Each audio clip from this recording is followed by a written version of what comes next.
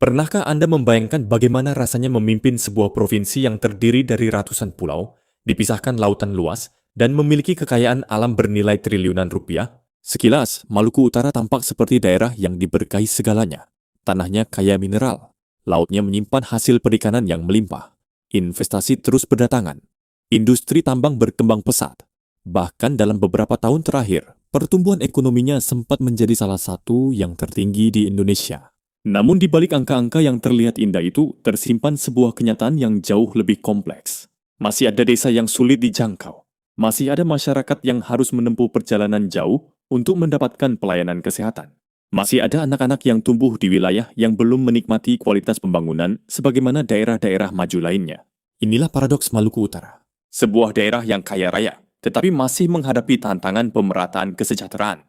Di tengah kondisi itulah muncul sebuah gaya kepemimpinan yang menarik perhatian publik. Gaya kepemimpinan yang tidak hanya mengandalkan laporan di atas meja, tetapi memilih turun langsung ke lapangan, menyaksikan sendiri kondisi masyarakat, mendengar langsung keluhan warga, dan menghadapi persoalan yang selama ini mungkin tersembunyi di balik tumpukan berkas birokrasi.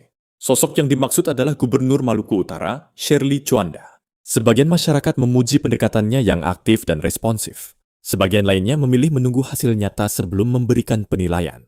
Lalu pertanyaannya adalah, apakah gaya belusukan yang sering dilakukan benar-benar mampu membawa perubahan besar bagi Maluku Utara?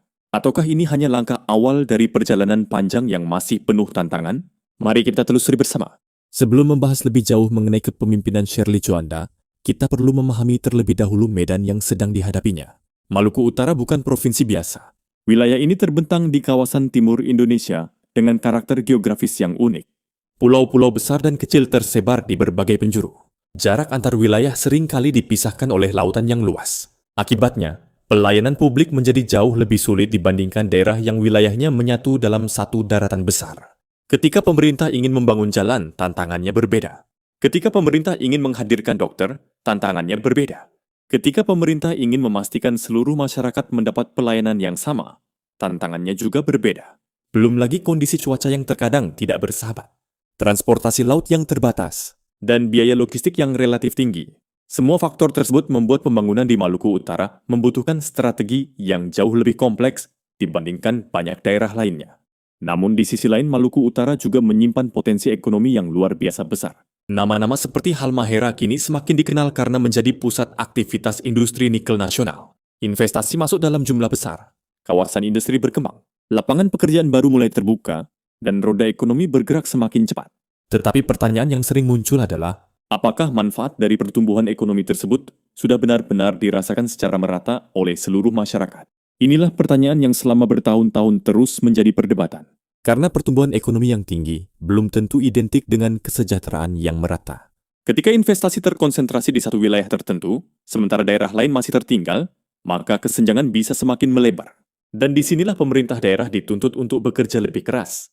Tidak cukup hanya mencatat angka pertumbuhan yang tinggi, tetapi juga memastikan manfaat pembangunan benar-benar sampai kepada masyarakat. Mengapa belusukan menjadi penting? Dalam dunia pemerintahan, laporan memiliki peran penting. Namun ada satu kelemahan besar dari laporan. Laporan hanya menunjukkan apa yang ditulis, tidak selalu menunjukkan apa yang sebenarnya terjadi. Di atas kertas, sebuah proyek mungkin terlihat berjalan lancar. Di atas kertas, pelayanan publik mungkin terlihat baik. Di atas kertas, target pembangunan mungkin tampak tercapai. Tetapi kenyataan di lapangan bisa berbeda. Karena itulah banyak pemimpin memilih turun langsung. Dan pendekatan inilah yang cukup sering terlihat dalam kepemimpinan Shirley Juanda. Dengan turun langsung ke berbagai wilayah, pemerintah dapat melihat persoalan yang tidak selalu muncul dalam laporan resmi. Mulai dari kondisi fasilitas umum, kinerja pelayanan masyarakat, hingga berbagai keluhan yang selama ini mungkin tidak tersampaikan. Bagi masyarakat, kehadiran pemimpin secara langsung juga memiliki arti tersendiri. Mereka merasa didengar, mereka merasa diperhatikan, dan mereka memiliki kesempatan untuk menyampaikan persoalan tanpa harus melalui rantai birokrasi yang panjang. Namun tentu saja, belusukan bukanlah tujuan akhir. Belusukan hanyalah alat. Yang lebih penting adalah apa yang terjadi setelah kunjungan tersebut selesai. Apakah ada solusi? Apakah ada kebijakan lanjutan? Apakah ada perubahan nyata? Karena pada akhirnya masyarakat tidak hidup dari kunjungan.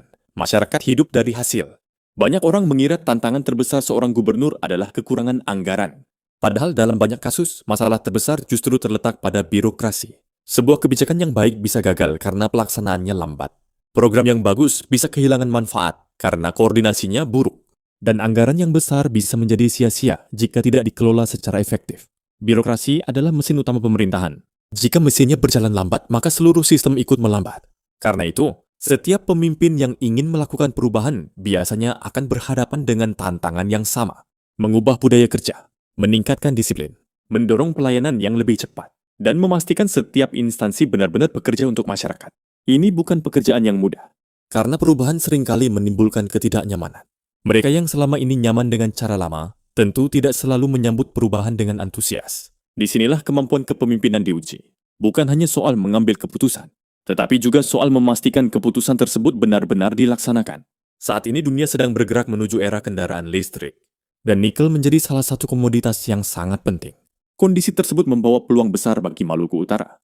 Investasi meningkat, aktivitas industri berkembang, dan perhatian dunia internasional mulai tertuju ke wilayah ini. Namun sejarah mengajarkan satu hal penting. Kekayaan sumber daya alam tidak otomatis membawa kesejahteraan. Banyak daerah kaya di berbagai negara justru mengalami ketimpangan yang tinggi, karena keuntungan ekonomi tidak selalu terdistribusi secara merata.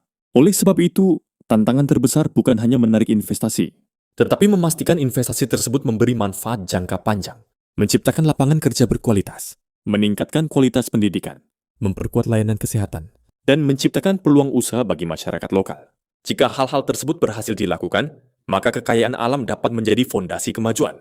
Namun jika gagal, maka masyarakat hanya akan menjadi penonton di tanahnya sendiri. Setiap pemimpin pasti menghadapi kritik, dan itu adalah bagian normal dalam demokrasi. Sebagian masyarakat melihat langkah-langkah yang dilakukan pemerintah daerah sebagai angin segar. Mereka melihat adanya energi baru. Mereka melihat adanya keberanian untuk turun langsung. Namun sebagian lainnya tetap bersikap kritis. Mereka menilai bahwa perubahan harus dibuktikan melalui hasil yang terukur, bukan sekadar aktivitas yang ramai diberitakan. Kedua pandangan tersebut sebenarnya sama-sama penting, karena dukungan memberikan semangat, sementara kritik membantu menjaga akuntabilitas. Yang berbahaya justru ketika tidak ada keduanya. Ketika masyarakat kehilangan harapan, atau ketika pengawasan publik menghilang. Dalam situasi seperti itu, pembangunan sering kehilangan arah. Apa yang akan menentukan keberhasilan? Pertanyaan terbesar saat ini bukanlah apakah Shirley Juanda aktif turun ke lapangan, karena hal itu sudah bisa dilihat oleh publik. Pertanyaan sebenarnya adalah, apakah aktivitas tersebut akan menghasilkan perubahan sistemik? Apakah pelayanan publik menjadi lebih baik? Apakah kualitas pendidikan meningkat? Apakah akses kesehatan semakin mudah? Apakah peluang kerja semakin luas? Apakah angka kemiskinan menurun? Karena indikator-indikator itulah yang nantinya akan menjadi ukuran keberhasilan. Bukan seberapa banyak kunjungan yang dilakukan. Bukan seberapa banyak pemberitaan yang muncul, tetapi seberapa besar perubahan yang dirasakan masyarakat. Pada akhirnya sejarah tidak ditulis oleh janji. Sejarah ditulis oleh hasil. Maluku Utara saat ini berada pada titik yang sangat penting.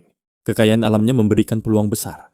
Namun peluang itu harus diiringi tata kelola yang baik, kepemimpinan yang kuat, birokrasi yang efektif, dan pengawasan publik yang sehat. Perjalanan masih panjang, tantangan masih banyak. Namun satu hal yang tidak bisa disangkal. Harapan masyarakat terhadap masa depan Maluku Utara kini semakin besar. Pertanyaannya sekarang bukan lagi apakah perubahan itu mungkin terjadi, tetapi seberapa cepat perubahan itu bisa diwujudkan. Dan apakah seluruh pihak mampu bekerja bersama untuk memastikan bahwa kekayaan besar yang dimiliki Maluku Utara benar-benar menjadi berkah bagi rakyatnya. Bagaimana menurut Anda? Apakah gaya kepemimpinan yang aktif turun ke lapangan merupakan solusi yang tepat untuk mempercepat pembangunan Maluku Utara? Ataukah masih diperlukan pendekatan lain yang lebih efektif? Tuliskan pendapat Anda di kolom komentar. Jika Anda menyukai konten dokumenter politik dan kebijakan publik seperti ini, jangan lupa tekan tombol like, subscribe, dan aktifkan lonceng notifikasi agar tidak ketinggalan video-video menarik berikutnya. Terima kasih sudah menonton. Sampai jumpa di video selanjutnya.